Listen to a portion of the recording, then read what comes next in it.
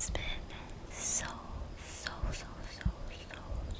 long since I last uploaded a video, and you're all probably like, whoa, is she actually uploading another video almost 3 years later?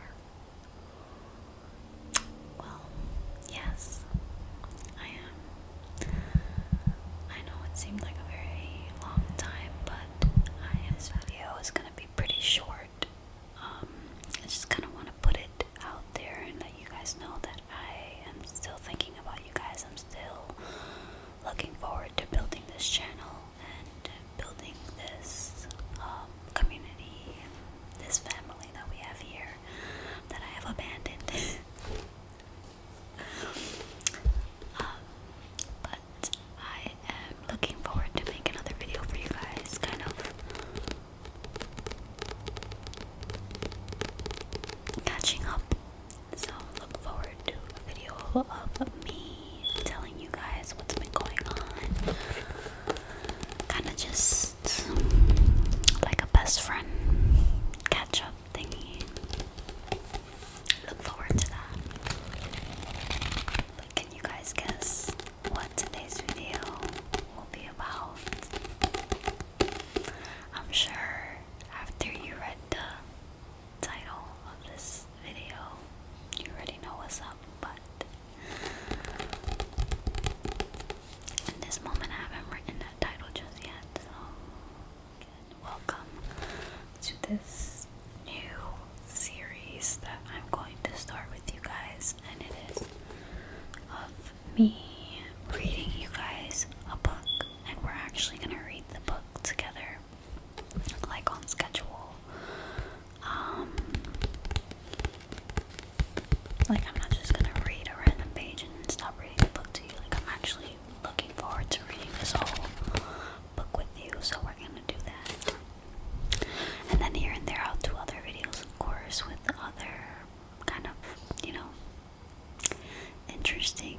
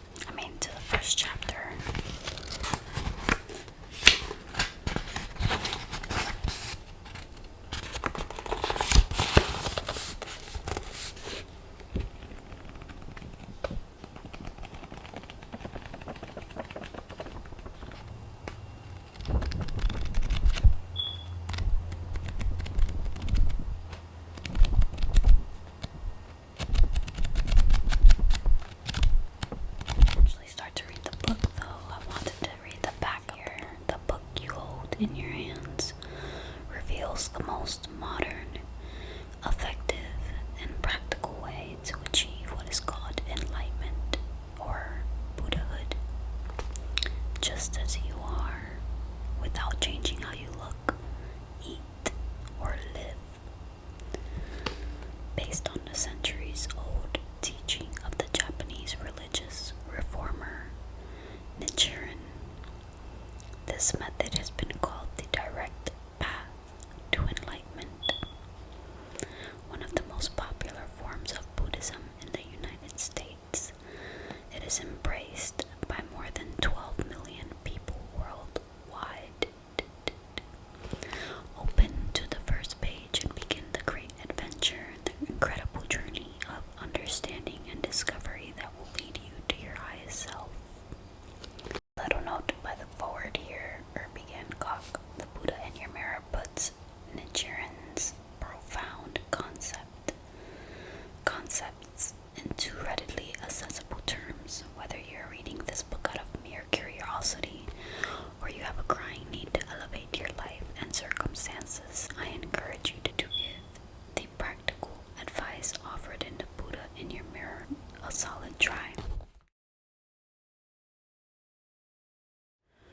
When deluded, one is called an ordinary being, but when enlightened, one is called a Buddha.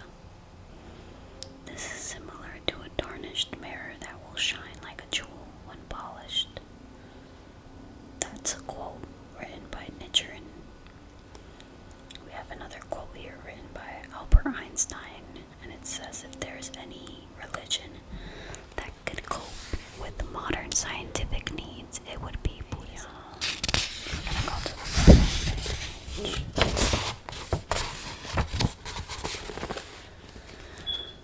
Birds sing, the wind blows, the earth turns, stars flare and die, galaxies spin gracefully through space.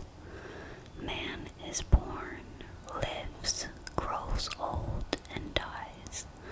The patterns of existence are mysterious and immeasurable.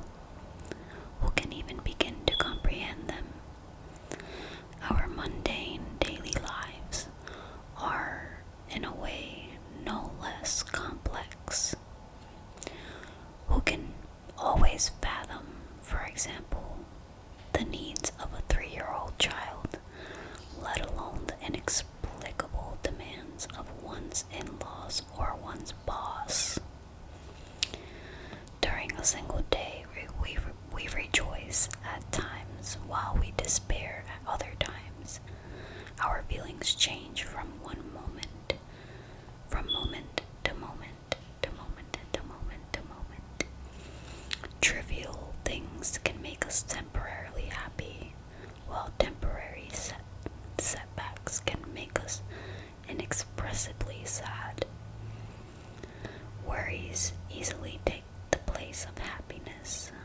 Life may be interpreted as a continual battle against problems large and small. Never before in the history of the West have so many people turned to the timeless wisdom of Buddhism for answers to the great questions of life, as well as to master the problems of daily existence. This is no coincidence, for we live in an age of experimentation and scientific inquiry, and Buddhism has no conflict with the world of science. Indeed, Buddhism has been called the science of life. Certainly, the images and language of Buddhism have been surfacing with increasing regularity in contemporary culture, from movies and pop songs to magazines and television shows.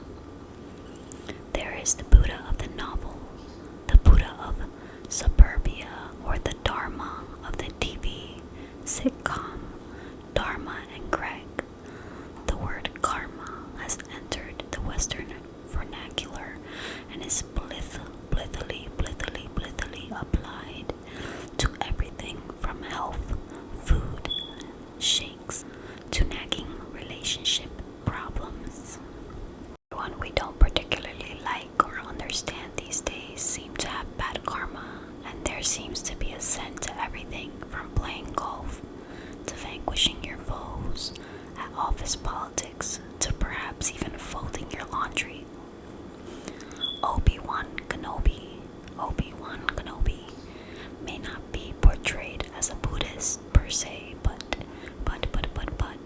his acumen in wielding the metaphysical force of the epic Star Wars cycle, a mystic power that permeates the universe and ennobles its masters, resembles both the Buddhist concept of life force and the legendary powers attributed to the Buddhas in ancient scripture.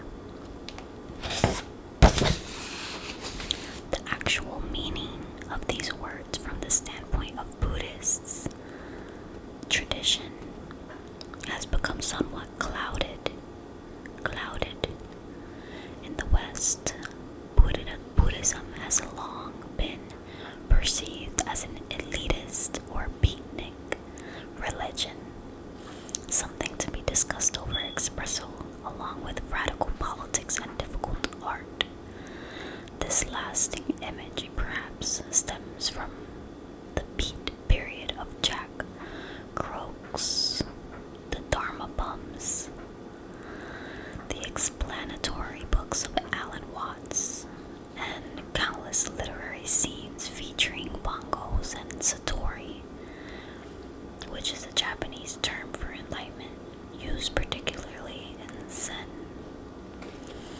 One could easily gain the impression that Buddhism is primarily a system of intellectual abstraction or a means of escaping from material reality. For many, the overriding popular image of Buddhism is that of an abstruse and impenetrable mystical teaching studied in monkish isolation, the goal of which is inner peace as an end in itself. There is a famous story about the historical Buddha that demonstrates why this view is incorrect. While walking one day in Deer Park in Benares, India, the Buddha came across a deer lying on the ground. A hunter's arrow had pierced its side. As the deer slowly died, two Brahmins, or also known as holy men, stood over the body arguing over the exact time life leaves the body. Seeing the Buddha and wishing to resolve their debate, they asked his opinion.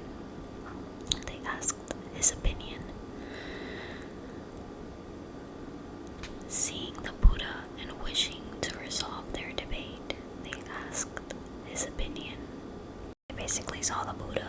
They were arguing over when exactly at what time life leaves the body, and they saw the Buddha, so they asked him his opinion.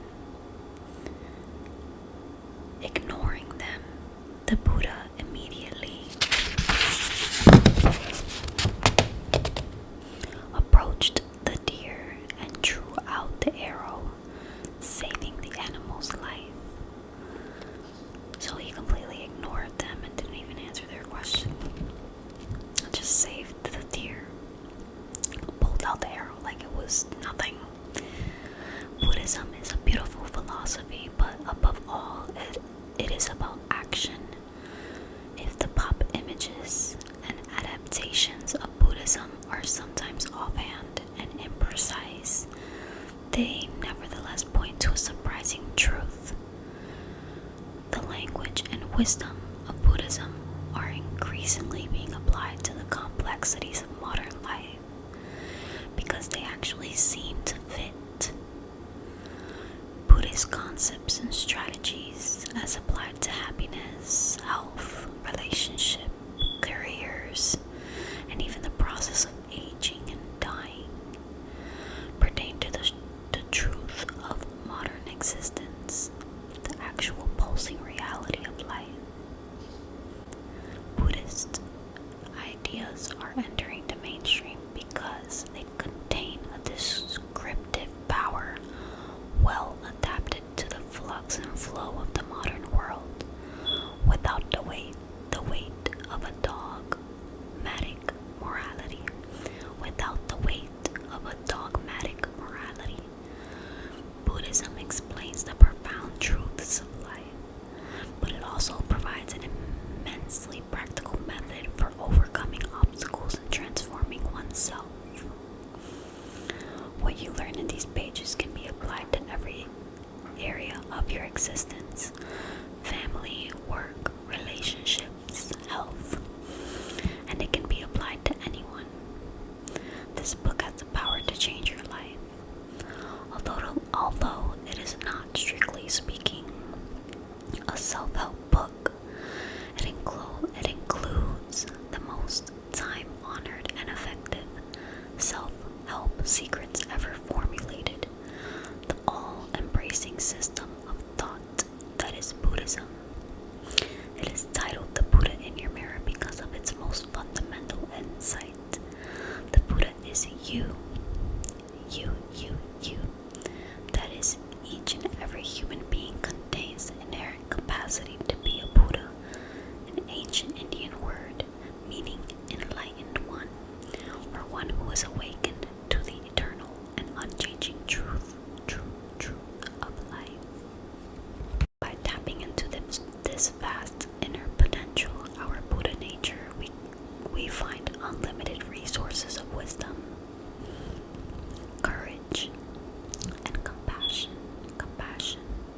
Instead of avoiding or fearing our problems, we learn to confront them with joyful vigor, confident in our ability to surmount whatever life throws in our path.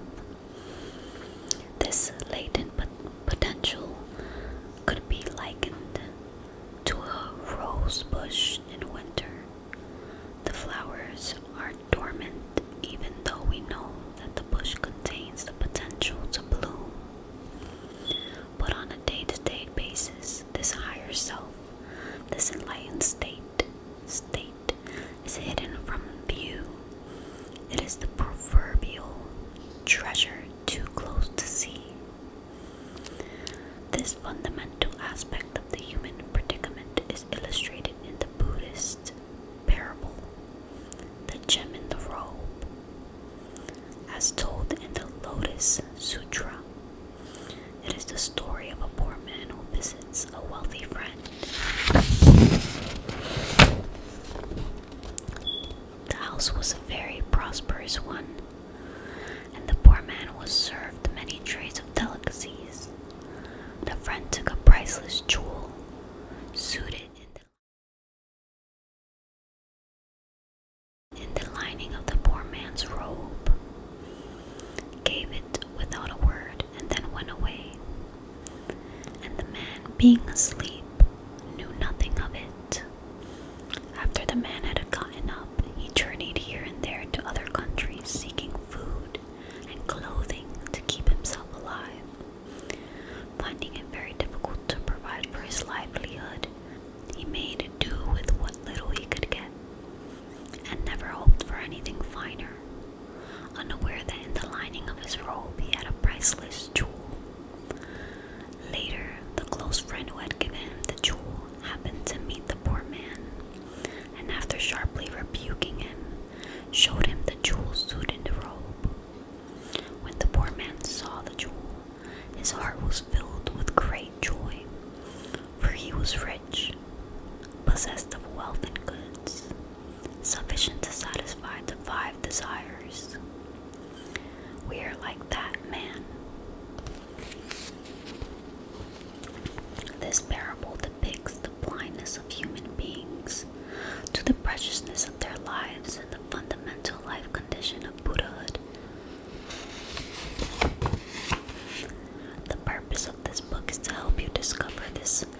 stunning jewel within and polish it till it shines brightly, illuminating not just your life, but the lives of those around you. For Buddhism teaches that one's own awakening or transformation also has an immediate and far-reaching effect on his or her own family, friends, and society. This is a key point when we reflect on the lessons of the 20th century. Stained by bloodshed and suffering, we must acknowledge that efforts to reform and restructure the institutions of society to truly deepen human happiness have come up short. Buddhism stresses inner personal transformation as the way to promote lasting, sustainable resolutions to world problems. I'm gonna take a pause there. I kind of wanted it to be a little bit short. I didn't want to read too much. I hope you guys enjoyed this video, and I hope that you guys enjoyed seeing me again, and I will continue to upload videos here and there. Again, I am back, and I apologize for being out